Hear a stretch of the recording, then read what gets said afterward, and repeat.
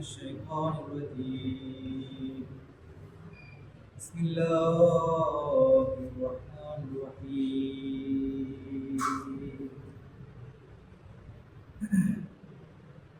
சகோதரர்களுக்கு தெரியும், தற்போது சென்ற வெள்ளிக்கிழமை முதல் அஷரா தர்பியத்துக்குரிய விசேட 10 நாட்கள் அறிமுகப்படுத்தப்பட்டிருக்கின்றது. அதன் அடிப்படையிலே அந்த 10 நாட்களிலும் விசேடமாக தொழுகையின் பக்கம் கவனமூட்டுவதற்காக தரிசுகள் மற்றும் கிளாஸ்களில் இந்த விஷயம் கூறப்பட வேண்டும் என்று வலியுறுத்தப்பட்டிருக்கிறது. அதன் அடிப்படையிலே தொழுகையை பற்றிய சில விஷயங்களை வைக்கிறான். எல்லோருக்கும் தெரியும், தொழுகை என்பது அல்லாஹ்வால் ஒரு மனிதனுக்கு விதிக்கப்பட்டிருக்கின்ற மிகவும் பிரதானமான கடமைகள் ஒன்றாகும். தொழுகையின் மூலமாகத்தான் ஒரு மனிதனுக்கும் மனிதர் அல்லாத வேறொரு விலங்குக்கும் இடையில் ஒரு வித்தியாசம் நிலைநாட்டப்படும். அல்லாஹு தாலாவுடைய படைப்புகளிலே இஸ்லாமிய தொழுகை மனிதனுக்கு மாத்திரம்தான் கடமையாக்கப்பட்டிருக்கின்றது. மனிதன் அல்லாத வேறு எந்த ஒரு விலங்குக்கும் அல்லாஹு தாலா என்னை கடமையாக்கவில்லை. எனவே தொழுகைதான் ஒரு மனிதனையும் விலங்கையும் வித்தியாசப்படுத்துகின்ற மிக முக்கியமான ஒரு பௌதீக அடையாளமாக இருக்கு. ஆன்மீக சம்பந்தப்பட்ட விஷயங்களிலே பௌதீகமான ஒரு அடையாளம் இந்த தொழுகையாகும். எனவே இந்த தொழுகையை நாம் எவ்வாறு நிறைவேற்ற வேண்டும் என்றால், அல்லாஹு தாலா எங்களுக்கு கூறி தந்த விதம், கட்டளையிட்ட விதம், பணித்த விதம் நாங்கள் இந்த தொழுகையை நிறைவேற்ற வேண்டும். அப்போதுதான் அல்லாஹுடைய பார்வையில் நாங்கள் தொழுகையாளர்களுக்கு கணிக்கப்படும். தொழுகையை அல்லாஹு தாலா ஒரு நாளைக்கு 5 நேரங்களில் நியமித்திருக்கின்றார், கடமையாக்கி இருக்கின்றார். ஃபஜ்ருடைய தொழுகையினுடைய நேரம் ஃபஜ்ருடைய அதானுடன் ஆரம்பமாகும். இன்றைய நாட்களிலே ஃபஜ்ருடைய அதான் 4:42 அல்லது 43 ஃபஜ்ருடைய அதான் நடைபெறுகின்றது. அதன் பிறகு அரை மணி நேரத்தில் இமாம் ஜமாத்தான அந்த தொழுகை நடாத்தப்படும். இமாம் ஜமாத்தான அந்த தொழுகை முடிந்ததன் சிறிது நேரத்திலே சூரியன் உதயமாக ஆரம்பிக்கும். சூரியன் உதயமாகிக் கொண்டிருக்கின்ற போது அந்த நேரத்தை அல்லாஹு தாலா தொழுகைக்காக தடை செய்திருக்கின்றார். எனவே நாங்கள் எங்களில் பலருடைய நிலைமை என்னவென்றால், இந்த ஃபஜ்ருடைய அந்த தொழுகையை காப்பாற்றும் விஷயத்தில் பலவீனர்களாக இருந்து கொண்டு நாங்களே எங்களை மன திருப்தி அடைய செய்து கொள்கின்றோம். நாங்கள் தொழுகையை பேணுபவர்கள், 5 நேரம் தொழக்கூடியவர்கள் என்று நாங்களே எங்களை தேற்றிக் கொள்கின்றோம். ஃபஜ்ருடைய தொழுகை ஒரு நாளைக்கு முதலாவது தொழுகை, முதலாவது கடமை. அன்றைய நாளில் மனிதன் மரணித்தால் ஃபஜ்ருடைய தொழுகையை தொழுதவனாக இருந்த நிலையில் மரணிக்கின்ற போது அவனுடைய அந்தஸ்தினுடைய நிலை வித்தியாசமாகும். ஃபஜ்ருடைய தொழுகையை தொழாமல் ஒரு மனிதன் அந்த நாளிலே மரணிக்கின்றான் என்றால் அவனுடைய நிலை வேறொன்றாக மாறிவிடும். சிறியதொரு வித்தியாசம். ரசூலுல்லாஹி ஸல்லல்லாஹு அலைஹி வஸல்லம் அவர்கள் கூறினார்கள், இன்ன அவ்வல மா யுஹாஸபு பிஹில் அப்து யௌமல் கியாமத்தி ஸலாத்து. கியாமத்துடைய நாளில் அடியானுடைய கணக்கு வழக்குகளில் முதலாவது கணக்கெடுக்கப்படுகின்ற விஷயம் அவனுடைய தொழுகையை பற்றியதாக இருக்கின்றது என்று கூறினார். அதிலே அந்த தொழுகை விவகாரத்திலே அவன் வெற்றி பெற்றால் தான் மறுமையில் வெற்றி பெற்றவனாக கணிக்கப்படுவார். தொழுகை விஷயத்திலே ஒரு மனிதன் தவறிழைத்தால், தோல்வியடைந்தால் அவனுடைய மறுமையினுடைய அந்த நிலை தோல்வியில் முடியும் என்று நாயகம் ஸல்லல்லாஹு அலைஹி வஸல்லம் அவர்கள் கூறினார். எனவே ஒரு மனிதனுடைய முதல் நாள் அன்று அதன் பிறகு உயிருடன் இருப்பது அவனுடைய கையில் உள்ள விஷயம் அல்ல, மாறாக அல்லாஹ்வுடைய கையிலும் நாட்டத்திலும் உள்ள விஷயமாக இருக்கிறது. முதலாவது கடமையாகிய அந்த ஃபஜ்ருடைய தொழுகையையே அல்லாஹ் கூறிய விதம் நிறைவேற்றவில்லை. நிர்பந்தமான சூழ்நிலை, காய்ச்சல், வருத்தம், அது வேறு விஷயம். அதுவல்லாமல் பொதுவான நிலையிலே ஒரு மனிதன் அல்லாஹ் கூறிய விதம் அந்த ஃபஜ்ருடைய தொழுகையை நிறைவேற்றாமல் அன்றைய நாளில் அவனுக்கு வஃபாத் நிகழ்ந்து விட்டால் அவனிடம் விசாரிக்கப்படுகின்ற கேள்வியை பற்றித்தான் நாயகம் ஸல்லல்லாஹு அலைஹி வஸல்லம் அவர்கள் கூறி தந்திருக்கின்றார்கள். எனவே இது மிகவும் எச்சரிக்கை செய்யப்படுகின்ற, எச்சரிக்கையை புரிந்து கொள்ள வேண்டிய ஒரு இடமாக இருக்கிறது. எனவே ஃபஜ்ருடைய அந்த தொழுகையினுடைய முக்கியத்துவம் என்ன என்பதை முதலில் நாங்கள் புரிந்து கொள்ள வேண்டும். ஒரு மூமினுடைய ஃபஜ்ருடைய தொழுகை சரிப்பட்டு விட்டால்தான் அதன் பிறகுள்ள 4 தொழுகைகளும் சரியாக அமைந்துவிடும். ஒரு கடமையின் முதலாவது படித்தரத்தையே ஒரு மனிதன் பூர்த்தி செய்யவில்லை என்றால் அதன் பிறகுள்ள படித்தரங்களே அவனால் சரியான முறையிலே பூர்த்தி செய்ய முடியாது போகும். எனவே ஃபஜ்ருடைய தொழுகை மிகவும் முக்கியமான ஒரு தொழுகையாக இருக்கின்றது. ஃபஜ்ருடைய தொழுகையின் சிறப்புகள் பற்றி ஹதீஸிலே ஏராளமாக சில ஹதீஸ்களை நான் உங்கள் முன்னிலையிலே வைக்கின்றேன். இந்த அதிகாலையினுடைய தொழுகையினுடைய சிறப்பை பற்றி நாயகம் ஸல்லல்லாஹு அலைஹி வஸல்லம் அவர்கள் சஹீஹுல் புகாரியிலே 3269வது ஹதீஸிலே இவ்வாறு வருகின்றது: உங்களில் ஒருவர் உறங்கிக் கொண்டிருக்கின்ற போது அவருடைய தலையின் பின்பக்கத்தில் ஷைத்தான் 3 முடிச்சுகளை போட்டு விடுகின்றார். ஒவ்வொரு முடிச்சிலும் இன்னும் உனக்கு நீண்ட இரவு இருக்கின்றது, நன்றாக உறங்கு என்று கூறி ஊதுகின்றார். அவர் அவனது போதனையை கேட்காமல் காலையில் கண்விழித்து அல்லாஹ்வை நினைவு கூர்ந்தால் ஒரு முடிச்சு அவிழ்ந்து விடும். இந்த இடத்திலே அல்லாஹ்வை நினைவு கூர்ந்தால் என்பது கட்டிலிருந்து எழும்புகின்றார். எழும்பியதன் பிறகு ஓத வேண்டிய அந்த துவாவை ஓதுகின்றார். அல்ஹம்துலில்லாஹி அல்லதி அஹ்யானா பஅதமா அமாதனா வ இலைஹின் நுஷூர் என்ற அந்த துவாவை அவர் ஓதினால் முதலாவது முடிச்சு அவிழ்ந்து விடப்படுகிறது. அவர் அங்க தூய்மை, அதாவது உது செய்து கொண்டால் இரண்டாவது முடிச்சு அவிழ்த்து விடப்படுகிறது. அவர் தஹஜ்ஜத் அல்லது ஃபஜ்ர் தொழுகையை நிறைவேற்றினால் முடிச்சுகள் முழுவதுமாக அவிழ்ந்து விடுகின்றன. அவர் சுறுசுறுப்புடனும் நல்ல மனநிலையுடனும் காலை பொழுதை அந்த நிலையில் அடைவார். இல்லை என்றால் மந்தமான மனநிலையுடனும் சோம்பலுடனும் காலை பொழுதை அடைவார் என்று நாயகம் ஸல்லல்லாஹு அலைஹி வஸல்லம் அவர்கள் கூறினார். பாருங்கள், இதிலே எந்த வித்தியாசமும் ரசூலுல்லாஹ் கூறல்ல. இது இன்னாருக்கு மாத்திரம்தான் இந்த 3 முடிச்சுகளும் போடப்படுகின்றது, இன்னாருக்கு போடப்பட மாட்டாது என்று கூறவில்லை. எந்த ஒரு மனிதன் தூங்கச் சென்றாலும் ஷைத்தான் இந்த 3 முடிச்சுகளையும் போடுகின்றார். இந்த 3 முடிச்சுகள் உண்மையிலேயே இது ஆன்மீகமான அர்த்தங்கள் பலதை கொண்டதாக இருக்கின்றது. சில வேளை இந்த 3 முடிச்சுகளினால் அந்த மனிதன் ஃபஜ்ர் தொழுகையை நிறைவேற்றாமல் தூங்கினால் மெதுமெதுவாக அவனுடைய பௌதீக உடல் நலம் குறைவடைந்து கொண்டு செல்லும். இதுவும் இன்று அறிவியல் நிரூபணம் செய்திருக்கின்ற விஷயமாக இருக்கின்றது. இவர்களெல்லாம் ஃபஜ்ர் தொழுகையை அல்லது அதிகாலையில் எழுந்துகின்ற பழக்கத்தை உடையவர்களாக இருக்கின்றார்களோ அவர்கள் சிறந்த உடல் ஆரோக்கியம் பெற்றவர்களாக நீண்ட காலம் வாழ்கின்றார்கள் என்று ஆராய்ச்சி முடிவுகளில் கூறப்பட்டிருக்கிறது. அதே போன்று இந்த 3 முடிச்சுகள் என்பது சில நேரம் அந்த மனிதனுடைய ஆன்மீகத்தில் இடப்படுகின்ற முடிச்சுகளாக இருக்கலாம், ஷைத்தானால் போடப்படுகின்ற ஆன்மீக முடிச்சுகளாக இருக்கலாம். நன்மைகளை செய்ய முடியாமல் நன்மைகளிலிருந்து அவனை தடுக்கக்கூடிய விதத்திலே போடப்படுகின்ற முடிச்சுகளாகவும் இருக்கலாம். எனவே நாங்கள் இந்த இடத்திலே சிந்திக்க வேண்டும். பல நாட்களாக ஃபஜ்ர் தொழுகைக்கு ஆள் இல்லை, ஃபஜ்ர் தொழுகைக்கு ஒருவர் பல நாட்களாக இல்லை என்றால் ஒவ்வொரு நாளும் 3 இந்த முடிச்சுகள் போடப்பட்டு கொண்டு செல்கின்றன. எனவே அந்த மனிதனுடைய பௌதீக உடல்நிலை எவ்வாறு இருக்கும், ஆன்மீகத்தினுடைய நிலை எவ்வாறு இருக்கும்? ஆன்மீகத்தினுடைய நிலையை விளக்குவதற்காகத்தான் நாயகம் ஸல்லல்லாஹு அலைஹி வஸல்லம் அவர்கள் இந்த ஹதீஸின் இறுதியிலே கூறுகின்றார், அவர் ஃபஜ்ர் தொழுத நிலையில் காலை பொழுதை அடைந்தால் அன்றைய நாளில் சுறுசுறுப்புடன் நல்ல மனநிலையுடனும் இருப்பார். இது உண்மையிலேயே சில வேளை இது பௌதீக சட்டத்துக்கு பொருந்தார். ஃபஜ்ர் தொழாதவர்கள் காவிர்கள் இருக்கின்றார்கள், அழகான முறையிலே அவர்கள் சுறுசுறுப்பாக அன்றைய நாளில் வேலை செய்கின்றார்கள், மந்தமான நிலையில் அவர்கள் இருக்கின்றார்கள். இது ஒரு வேளை ஆன்மீக மந்தமான நிலையை நாயகம் ஸல்லல்லாஹு அலைஹி வஸல்லம் அவர்கள் குறிப்பிட்டிருக்கலாம்.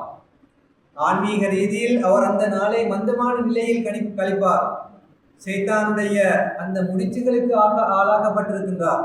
ஆகவே அவருடைய ஆன்மீக நிலை அன்றைய முழு நாளும் மந்தமானதாகும்.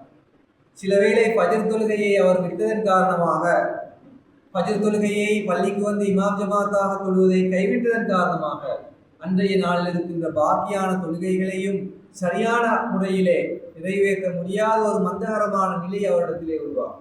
இதனை நாங்கள் இந்த ஆன்மீக வித்தியாசத்தை நாங்கள் உணர்கிறோம். தொடராக ஃபஜ்ர் தொழுகையை தொழுது வந்து ஒரு நாளில் ஏதோ ஒரு காரணத்திற்காக ஃபஜ்ர் தொழுகையை இமாம் ஜமாத்தா தொழ முடியாது போனால் அன்றைய நாளின் மற்ற தொழுகைகளில் இது எந்த அளவு பாதிப்பை செலுத்துகின்றது என்பதை தொடராக தொழுது வருகின்றவர்கள் அனுபவ ரீதியாக நடத்துகிறார். எனவே இதுதான் ஃபஜ்ர் தொழுகையினுடைய முக்கியத்துவத்தை நாயகம் ஸல்லல்லாஹு அலைஹி வஸல்லம் அவர்கள் கூறியிருக்கின்றார். சிலர் நினைக்கின்றார்கள் இந்த ஃபஜ்ருடைய நேரத்தில் எழும்பி தொழுவது இது ஆண்களுக்கு தான் கடமை, பெண்களுக்கு எத்தனை மணிக்கு எழுப்பினாலும் பரவாயில்லை, 7 மணிக்கு எழும்புங்க, 8 மணிக்கு எழும்புங்க, விரும்பிய நேரத்தில் எழுப்பி பெண்கள் ஃபஜ்ர் தொழுகையை தொழலாம் என்று நினைக்கின்றார்கள்.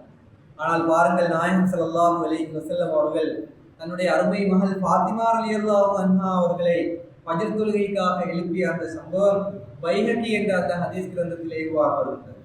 ஃபாத்திமா ரலியல்லாஹு அன்ஹா அவர்கள் அறிவிக்கின்றார்கள், அதிகாலை நேரத்தில் நான் படுக்கையில் புரண்டு படுத்துக் கொண்டிருந்தேன். அந்த நேரம் நபிகள் நாயகம் ஸல்லல்லாஹு அலைஹி வஸல்லம் அவர்கள் எனக்கு அருகில் வந்து அன்னாருடைய பாதங்களால் என்னை உசுப்பிவிட்டு இவ்வாறு கூறினார்கள், அருமை மகளே, எழு, அல்லாஹ்வின் வாழ்வாதாரங்கள் வழங்கப்படுகின்ற நேரத்திற்கு சாட்சியாக இரு, அலட்சியப்படுத்துவோராக மாறிவிடாதே. அதிகாலை நேரத்திற்கும் சூரிய உதயத்திற்கும் இடையே இறைவன் ரிஸ்கினும் வாழ்வாதாரத்தை வழங்குகின்றான் என்று நாயகம் ஸல்லல்லாஹு அலைஹி வஸல்லம் அவர்கள் கூறினார்.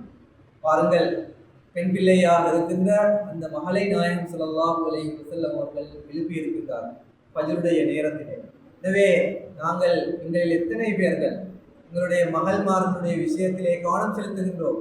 எதிர்கால சந்ததியினுடைய தாய்மார்கள் இவர்களே தொழுகையினுடைய முதலாவது ஃபஜ்ர் தொழுகையையே நிறைவேற்றாதவர்களாக பழக்கப்பட்டு விட்டால் அந்த மடியில் வளர்கின்ற பிள்ளைகளுடைய நிலைமை என்னவாகும்? எனவே தந்தையாக இருக்கின்ற ஒவ்வொருவருடைய கடமையும் என்னவென்றால் ஃபஜ்ருடைய நேரத்தில் தன்னுடைய வீட்டில் இருக்கின்ற அனைவரையும் எழுப்பிவிட வேண்டும். தொழக்கூடிய பெண்களாக தொழுகைக்குரிய அந்த நாட்களில் இருந்தால் அவர்களை எழுப்பிவிட வேண்டும். இது ஒவ்வொரு தந்தையினுடைய முக்கிய கடமையாக இருக்க வேண்டும். இந்த முன்மாதிரியை தான் நாயகம் ஸல்லல்லாஹு அலைஹி வஸல்லம் அவர்கள் நிலைநாட்டி காட்டியிருக்கின்றார்கள். பிறகு ஜரீர் பின் அப்துல்லா ரலியல்லாஹு அன்ஹு அவர்கள் அறிவிக்கின்றார்கள், நாங்கள் முழு நிலவுள்ள ஓர் இரவில் அல்லாஹ்வின் தூதர் ஸல்லல்லாஹு அலைஹி வஸல்லம் அவர்களுடன் அமர்ந்திருந்தோம். அப்போது அன்னார் முழு நிலாவை கூர்ந்து பார்த்தவாறு, நீங்கள் இந்த முழு நிலாவை நெரிசல் இல்லாமல் காண்பதை போன்றே உங்கள் இறைவனையும் மறுமையில் காண்பீர்கள். எனவே சூரியன் உதிக்கும் முன்னருள்ள தொழுகையிலும் சூரியன் மறையும் முன்னருள்ள தொழுகையிலும், அதாவது அசரிலும் ஃபஜ்ரிலும் உறக்கம் போன்ற எதற்கும் ஆட்படாமல் இருக்க உங்களால் இயலுமானால் அவ்வாறு செய்யுங்கள். இறைவனை நீங்கள் தரிசிக்கலாம் என்று நாயகம் ஸல்லல்லாஹு அலைஹி வஸல்லம் அவர்கள் கூறினார். சூரியன் உதயமாகும் முன்னரும் மறையும் முன்னரும் உங்கள் இறைவனை போற்றி துதியுங்கள் எனும் அல் குர்ஆன் வசனத்தை இதன் அறிவிப்பாளர்கள் இதன் பிறகு ஓதி காண்பித்தார்கள். எனவே நாயகம் ஸல்லல்லாஹு அலைஹி வஸல்லம் அவர்கள் ஃபஜ்ருடைய தொழுகைக்கு இந்தளவு முக்கியத்துவம் கொடுத்திருக்கின்றார்கள். அதே போன்று அசருடைய தொழுகைக்கும் முக்கியத்துவம் கொடுத்திருக்கின்றார்கள். இந்த தொழுகைகளை உங்களால் பாதுகாக்க முடியுமாக இருந்தால் பாதுகாத்துக் கொள்ளுங்கள், அல்லாஹுடைய தரிசனத்தை உங்களால் பெற முடியும் என்று கூறினார்கள். பாருங்கள், அல்லாஹுடைய தரிசனம் மறுமையில் கிடைப்பதென்பதும் எல்லோராலும் அடைய முடியுமான ஒரு விஷயம் அல்ல, சாத்தியமான ஒரு விஷயம் அல்ல. எனவே இதனை நாயகம் ஸல்லல்லாஹு அலைஹி வஸல்லம் அவர்கள் ஃபஜ்ர் மற்றும் அஸர் தொழுகையுடன் இணைத்திருக்கிறார்கள். பிறகு இன்னொரு ஹதீஸிலே நாயகம் ஸல்லல்லாஹு அலைஹி வஸல்லம் அவர்கள் கூறுகிறார்கள், மன் ஸல்ல ஸலாத ஸுபுஹி ஃபஹுவ ஃபீ திம்மத்தில்லாஹ், ஃபஜ்ர் தொழுதவர் அல்லாஹ்வின் பாதுகாப்பை பெற்றுவிட்டார் என்று நாயகம் ஸல்லல்லாஹு அலைஹி வஸல்லம் அவர்கள் கூறினார்கள். பிறகு அதிகாலை தொழுகைக்காக எழுந்து பள்ளிவாசலுக்கு செல்கின்ற ஒருவரை பார்த்து அல்லாஹு தஆலா வியப்படைகின்றார். ஒரு ரிவாயத்தில் முஸ்னத் அஹ்மதில் நாயகம் ஸல்லல்லாஹு அலைஹி வஸல்லம் அவர்கள் அறிவிக்கின்றார்கள், படுக்கை, போர்வை, மனைவி மக்களின் அரவணைப்பு அத்தனையையும் உதறி தள்ளிவிட்டு அதிகாலையில் எழும்புகின்ற மனிதனை பார்த்து இறைவன் வியப்படைகின்றார். வானவர்களிடம் கேட்கின்றார், வழக்குமார்களே, வானவர்களே, எனது இந்த அடியானை பாருங்கள், படுக்கை, போர்வை, மனைவி மக்கள் அத்தனையையும் உதறி தள்ளிவிட்டு ஃபஜ்ர் தொழுகைக்காக எழுந்திருக்கின்றார். எதற்காக, என்ன வேண்டும் இந்த அடியானுக்கு? எனது அருள் மீது ஆசை வைத்தா, எனது தண்டனைக்கு பயந்தா என்று கேட்கும்படி அல்லாஹு தஆலா மலக்குமாரிடம் கூறுகிறார். கேளுங்க, இவ்வளோ இலகுவான நிலைமையை சோசுகளை எல்லாம் வைத்துவிட்டு இவர் எழும்பி இருக்கின்றார் ஃபஜ்ருடைய நேரத்திலே. எதற்காக எழும்பி இருக்கின்றார்? என்னுடைய அருளின் மீது ஆசை வைத்தார் அல்லது என்னுடைய தண்டனைக்கு பயந்தா இவர் எழும்பி இருக்கின்றார் என்று கேட்கும்படி மலக்குமார்களிடம் கூறுகின்றார். பின்னர் வானவர்களிடம் அல்லாஹ்வே கூறுகின்றார், உங்களை சாட்சியாக வைத்து நான் கூறுகின்றேன், அவன் ஆசைப்பட்டதை நான் அவனுக்கு நிச்சயம் வழங்குவேன். அவன் எதை பயப்படுகின்றானோ அதிலிருந்து நிச்சயம் அவனுக்கு நான் பாதுகாப்பை வழங்குவேன் என்று அல்லாஹு தாலா மலக்குமார்களை சாட்சியாக வைத்து யாருக்கு கூறுகின்றான்? ஃபஜ்ர் தொழுகையை இமாம் ஜமாத்தா தொழுவதற்காக பள்ளிவாசலுக்கு போன அந்த மனிதனுக்காக அல்லாஹு தாலா கூறுகிறான். இதுதான் முன்னைய ஹதீஸிலே நாயகம் ஸல்லல்லாஹு அலைஹி வஸல்லம் சொன்னாங்க, எவர் ஒருவர் ஃபஜ்ர் தொழுகையை தொழுகின்றாரோ அவர் அல்லாஹ்வின் பாதுகாப்பில் வந்து வருகின்றார். அல்லாஹ்வுடைய அந்த கேரண்டியை அந்த நாளில் அவர் பெற்றோராக அன்றைய நாளை அவர் ஆரம்பம் செய்கின்றார். பிறகு இன்னொரு ரிவாயத்தில் வருகின்றது, ஒவ்வொரு நாளும் மலக்குமார்கள் 2 தடவை இந்த பூமிக்கு வருகை தருகின்றார்கள். அவர்கள் அனைவரும் அசர் தொழுகையிலும் ஃபஜ்ர் தொழுகையிலும் சந்தித்துக் கொள்கின்றார்கள். பணி முடிந்து திரும்பும் வானவர்களிடம் எல்லாவற்றையும் அறிந்த அல்லாஹு தாலா கேட்கின்றான், எனது அடியார்களை எந்த நிலையில் நீங்கள் சந்தித்தீர்கள்? எந்த நிலையில் நீங்கள் அவர்களை விட்டு வந்தீர்கள்? அதற்கு வானவர்கள் கூறுவார்கள், அவர்களை தொழுகையில் இருக்கும் நிலையில் சந்தித்தோம், தொழுகையில் இருக்கும் நிலையிலேயே விட்டு வந்தோம் என்று அல்லாஹு தாலாவிடம் வானவர்கள் கூறுவார்கள். பிறகு இன்னொரு ஹதீஸ் பாருங்கள், இந்த ஃபஜ்ருடைய அந்த நேரத்தினுடைய பரக்கத் எந்த அளவு அதிகமானதாக இருக்கின்றது. எங்களுடைய பொதுவான அன்றாட நாளிலே சரியாக எங்களுக்காக துவா கேட்பதற்கு கூட எங்களுக்கு சந்தர்ப்பம் கிடைக்கிறது. யோசிச்சு பாருங்க, கடந்த ஒரு 1 வீக்கில் நீங்கள் உங்களுக்காக, உங்களுடைய மனைவி பிள்ளைகளுக்காக ஏதாவது துவா கேட்டிருக்கின்றீர்களா? சரியான முறையிலே துவா கேட்டிருந்தாலும் அதனை சரியான முறையிலே கேட்டிருக்கின்றீர்களா? கபூலாகின்ற அந்த அந்தஸ்திலே தரத்திலே நாங்கள் துவா கேட்டிருக்கின்றோமான்னு சிந்தித்து பார்க்க வேண்டும். ஆனால் ஃபஜ்ர் தொழுகைக்காக வந்து தொழுகின்றவர்களுக்காக யார் துவா கேட்கின்றார்கள்? அல்லாஹ்விடம் மலக்குமார்கள் கேட்கின்றார்கள். யார் ஃபஜ்ர் தொழுகையை தொழுதுவிட்டு அந்த இடத்தில் சிறிது நேரம் உட்கார்ந்திருப்பாரோ அவருக்காக மலக்குகள் பாவ மன்னிப்பு தேடுகின்றார்கள். யா அல்லாஹ், இவரை மன்னித்து இவர் மீது இரக்கம் காட்டுவாயாக என மலக்குமார்கள் துவா செய்வார்கள் என்று வருகிறது. பாருங்கள், இந்த அளவு பாக்கியம் மற்ற தொழுகைகளுக்காக கூறப்படவில்லை, ஃபஜ்ர் தொழுகைக்காக கூறப்படவில்லை. ஏனென்றால் மற்ற தொழுகைகளை நிறைவேற்றுவது என்பது ஒரு சோதனை அல்ல, அதில் பெரும் சிரமம் இல்லை, ஒரு பெரும் கஷ்டம் இல்லை. ஆனால் ஃபஜ்ர் தொழுகையை நிறைவேற்றுவது ஒரு கஷ்டமான ஒரு நிலை. மற்ற தொழுகைகளுக்கு பள்ளிவாசலுக்கு வந்து தொழக்கூடியவரால் கூட ஃபஜ்ருடைய நேரத்திலே வர முடியாது. பல சோதனைகள் அவருக்கு இருக்கின்றது. பிறகு நிறைய ஹதீஸ்கள் இருக்கின்றன இந்த ஃபஜ்ர் தொழுகையினுடைய முக்கியத்துவம். பிறகு நாயகம் ஸல்லல்லாஹு அலைஹி வஸல்லம் அவர்கள் இன்னொரு சந்தர்ப்பத்தில் கூறுகின்றார்கள், இஷா தொழுகையை ஜமாத்துடன் தொழுதவர் பாதி இரவு நின்று வணங்கியவரை போலாகின்றார். ஃபஜ்ரை ஜமாத்துடன் தொழுதவர் இரவு முழுவதும் நின்று வணங்கியவரை போலாகின்றார் என்று நாயகம் ஸல்லல்லாஹு அலைஹி வஸல்லம் அவர்கள் கூறியதாக உஸ்மான் ரலியல்லாஹு அன்ஹு அவர்கள் அறிவிக்கின்றார்கள். சஹீஹ் முஸ்லிமில் வருகின்ற ஹதீஸாக இருக்கின்றது.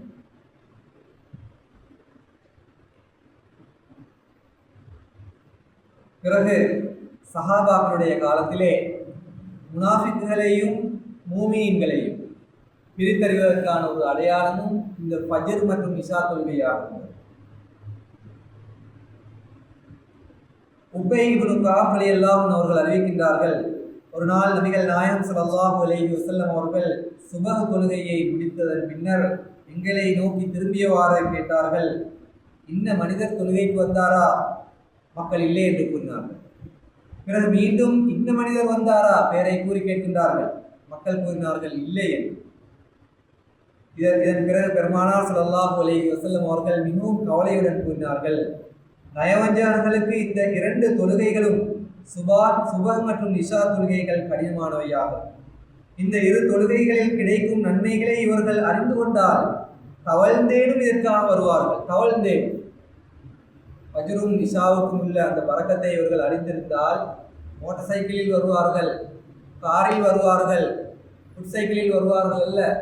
அவங்களை தவழ்ந்து வர நேரிட்டால் காலே இல்லை. அப்போ தவழ்ந்து வருவதென்றால் காலே இல்லை, நடந்து வருவோம் இல்லவே, காலே இல்லாத நிலை இருந்தாலும் தவழ்ந்தேனும் அவர்கள் பள்ளிவாசலுக்கு வருவார்கள் என்று நாயகம் ஸல்லல்லாஹு அலைஹி வஸல்லம் சொன்னாங்க. அதனுடைய பரக்கத்து அந்த அளவு அதிகமானதாகும்.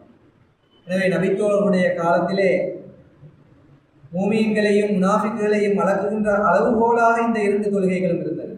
இப்னு உமர் ரலியல்லாஹு அன்ஹு அவர்கள் கூறுகின்றார்கள், சுபஹ் தொழுகைக்கும் இஷா தொழுகைக்கும் யார் வழக்கமாக வருவதில்லையோ அவர்களை குறித்து நாங்கள் நல்லதாக கருதியிருக்கவில்லை, அதாவது அவர்களை நயோஜகர்கள் என்றே நாங்கள் கருதியிருந்தோம் என்று சஹாபா பெருமக்கள் ஒருவரான இப்னு உமர் ரலியல்லாஹு அன்ஹு அவர்கள் கூறுகின்றார்கள். இதன் பிறகு இன்னொரு ரிவாயத் வருகின்றது. நபிகள் நாயகம் ஸல்லல்லாஹு அலைஹி வஸல்லம் அவர்கள் கூறினார்கள், நயோஜகர்களுக்கு மிகவும் சிரமமான தொழுகை இஷாவும் ஃபஜ்ரும் ஆகும். அவர்கள் அவ்விரு தொழுகைகளில் உள்ள சிறப்பை அறிவார்களாக இருந்தால் தவழ்ந்தாவது அத்தொழுகைகளுக்கு வந்து சேர்த்து விடுவார்கள். நான் தொழுகைக்கு பாங்கும் இக்காமத்தும் சொல்லுமாறு கட்டளையிட்டதன் பின்னர் ஒருவரை மக்களுக்கு தலைமையேற்று தொழுகைக்குமாறு பணித்துவிட்டு பிறகு விறகு கட்டைகளை சுமந்து சென்று மக்களில் சிலரையும் அழைத்து கொண்டு இமாம் ஜமாத்தான தொழுகைக்கு கலந்து கொள்ளாத மக்களை நோக்கி சென்று அவர்களுடைய வீட்டோடே அவர்களை எரித்துவிட வேண்டும் என்று எண்ணியதுண்டு என்று நாயகம் ஸல்லல்லாஹு அலைஹி வஸல்லம் அவர்கள் கூறியதாக அபூ ஹுரைரா ரலியல்லாஹு அன்ஹு அவர்கள் அறிவிக்கின்றார்கள். பிறகு அப்துல்லாஹ் ரலியல்லாஹு அன்ஹு அவர்கள் அறிவிக்கின்றார்கள், ஒருவர் விடியும் வரை தூங்கிக் கொண்டே இருக்கின்றார் என்றால் தொழுகைக்கு எழுவதில்லை, ஒருவர் விடியும் வரை தூங்கிக் கொண்டே இருக்கின்றார் தொழுகைக்கு எழுவதில்லை என்று நபிகள் நாயகம் ஸல்லல்லாஹு அலைஹி வஸல்லம் அவர்களிடம் கூறப்பட்ட போது அதற்கு நாயகம் ஸல்லல்லாஹு அலைஹி வஸல்லம் அவர்கள் கூறினார்கள், ஷைத்தான் அவருடைய காதில் சிறுநீர் கழித்து விட்டான் என்று கூறினார். எல்லாம் ஹதீஸ், புகாரில் வருகின்ற ஹதீஸ் ஆகும். எனவே ஃபஜ்ர் தொழுகையினுடைய முக்கியத்துவம் இதுவாக இருக்கின்றது. இறுதியாக முஸ்லீம் நூல்கள் எல்லாம் அவர்களுடைய ஒரு கூற்றை நான் முன்வைக்கின்றேன். நான் கூறுகின்றார்கள், இன்றைய காலகட்டத்தில் அதிகமானவர்கள் இக்காமத்து ஸலாத் என்பதன் நோக்கத்தை பார்ப்பதில்லை. ஆனால் தொழுகையின் மூலமாக நாடப்படும் நோக்கம் என்னவென்றால் அதன் மூலமாக மனிதன் இறைவன் வரை சென்றடைய வேண்டும் என்பதால்.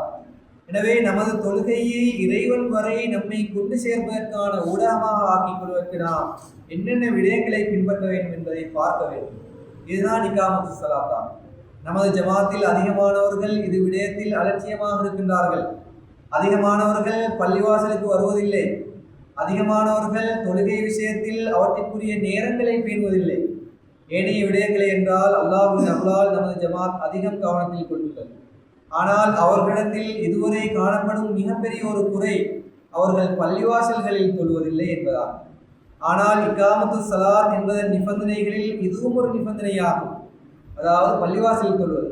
மேலும் நாயகம் ஸல்லல்லாஹு அலைஹி வஸல்லம் அவர்கள் இதனை எந்தளவு அவசியப்படுத்தி வலியுறுத்தி கூறினார்கள் என்றால், ஒரு தடவை கூறினார்கள், சுபஹ் அல்லது இஷா தொழுகை நிலைநாட்டப்பட்டு விட்டதும் நான் சில நபர்களை அவர்களின் தலைகளில் விரல்களை ஏற்றிய வண்ணம் அழைத்துக் கொண்டு சென்று இமாம் ஜமாத்தான தொழுகையில் கலந்து கொள்ளாதவர்களை அவர்களின் வீட்டுடனேயே இருந்துவிட வேண்டும் என்று எனது உள்ளம் விரும்புகின்றது என்று கூறினார்கள். அன்னலார் எந்தளவு அன்பு, கருணை மற்றும் மென்மையான இயல்பு படைத்த மாமனிதராக திகழ்ந்தார்கள். ஆனால் இமாம் ஜமாத்தான தொழுகையை விட்டுவிட்டதால், மேலும் சுபஹ் மற்றும் இஷா தொழுகைகளை அவற்றில் ஒன்று தூக்கத்தின் நேரமாக இருப்பதனால் தூக்கத்தின் உச்சகட்டத்தில் வருகின்றதனாலும் மற்றையதில் தூக்கம் குறுக்கிடுகின்றதாலும் மனிதனுக்கு அவை இரண்டையும் நிறைவேற்றும் விஷயத்தில் அவை தாமதமாவதற்கு அல்லது இமாம் ஜமாத் விடுபட்டு போவதற்கு மனிதன் நிர்பந்திக்கப்பட வாய்ப்பிருக்கின்ற நிலையிலும் கூட இமாம் ஜமாத்தாக கொள்வதை விட்டுவிட்டதால் அன்னார் இந்த தண்டனையை நிர்ணயித்திருக்கின்றார். அவ்வாறு இருக்கும்போது மேற்சொன்ன அத்தகைய நிர்பந்தமில்லாத மற்ற தொழுகைகளை இமாம் ஜமாத்தாக நிறைவேற்றாது விட்டால் எந்தளவு கடுமையான தண்டனை கிடைக்கும் என்பதை சிந்தித்து பார்க்க வேண்டும். அத்தகையவர்களின் வீட்டை எரித்துவிட விரும்புகின்றேன் என்று கூறவில்லை, மாறாக வீட்டை அவர்களுடன் சேர்த்தே எரித்துவிட வேண்டும் என்றே கூறுகிறார்கள். இத்தகைய வார்த்தை கருணையிலும் மன்னிப்பிலும் அன்பிலும் பாசத்திலும் ஏனைய எல்லோரையும் விட உயர்ந்திருந்த அத்தகைய மாமனிதரின் வாயிலிருந்து வெளிப்பட்டிருப்பது எதனை எடுத்து கூறுகிறது என்றால், இமாம் ஜமாத்தான தொழுகை மிகவும் இன்றியமையாத ஒன்றாகும் என்பதையாகும். வேறு எந்த ஒன்றுக்கும் அன்னார் இவ்வாறு கட்டளையிடவில்லை. பிறகு புதூர் அவர்கள், எங்களுடைய தற்போதைய புதூர் அவர்கள் முஸ்லிம்கள் எல்லாம் அவர்களே இடத்தில் கூறுகின்றார்கள், எமது ஜமாத்தின் பெண்களும் ஆண்களும் சிறுவர்களும் இளைஞர்களும் தம்மீது ஒரு பொறுப்பை வகிக்கின்றார்கள். ஆனால் பெரும்பாலும் பார்க்கப்படுகின்ற விஷயம் என்னவென்றால், மார்க்கத்திற்கு சேவையாற்றுவது ஆண்களின் வேலையாகும் என்று பெண்கள் கூறுகின்றார்கள்.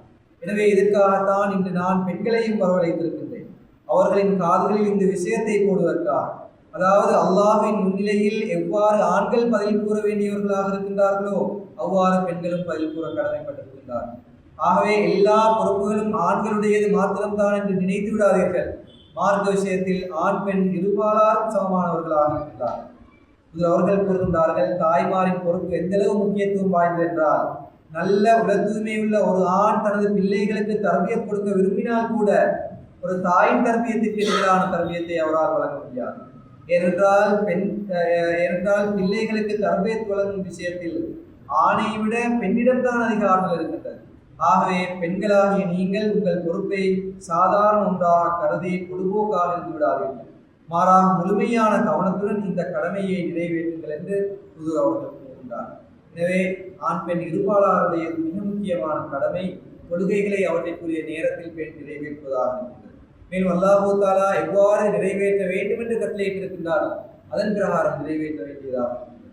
எனவே பெண்களாக இருந்தாலும் அவர்கள் வீடுகளில் தொழுகைகளை அதற்குரிய நேரத்தில் சரியாக அந்தந்த தொழுகைகளை அவர்கள் நிறைவேற்ற வேண்டும். இதன்பால் அவர்கள் விசேட கவனம் செலுத்த வேண்டும். அதே போன்று தன்னுடைய பிள்ளைகளுடைய தொழுகை விஷயத்தையும் அவர்கள் கண்காணிக்க வேண்டும். தந்தைமார்களுடைய பொறுப்பு என்னவென்றால் வீட்டில் இருக்கின்ற பருவ வயதை அடைந்த ஆண் பிள்ளைகளை தொழுகைகளுக்காக அழைத்து வர வேண்டும். தான் மாத்திரம் சொர்க்கம் போவது அது சாத்தியப்படாது. பிள்ளைகள் வழிகேட்டில் போறார்கள் என்றால் நிச்சயமாக அது குறித்து எங்களிடம் விசாரிக்கப்படும். தன்னுடைய வீட்டில் வளர்ந்த பிள்ளை தொழுகையாளியாக இல்லை என்றால் அது குறித்து எங்களிடம் விசாரிக்கப்படும். அந்த கேள்விக்கு பதிலை நாங்கள் தயார் செய்து கொள்ள வேண்டும். எனவே ஆண்களுடைய கடமை வீட்டில் இருக்கின்ற ஆண் பிள்ளைகளுக்கு இதன்பால் அவர்களுக்கு கவனமூட்ட வேண்டும். அவர்களையும் எங்களுடன் சேர்த்து தொழுகையாளிகளாக மாற்றி அவர்களை தொழுகையில் உறுதியாக நிலைநிற்பவர்களாக மாற்றிய நிலையில் நாம் இந்த உலகை விட்டு செல்ல வேண்டும். இதுதான் எங்களுடைய மிக முக்கியமான கடமையாக இருக்கின்றது. அல்லாஹ் தஆலா எனக்கும் உங்களுக்கும் இதற்கான வாய்ப்பை வழங்குகிறார்.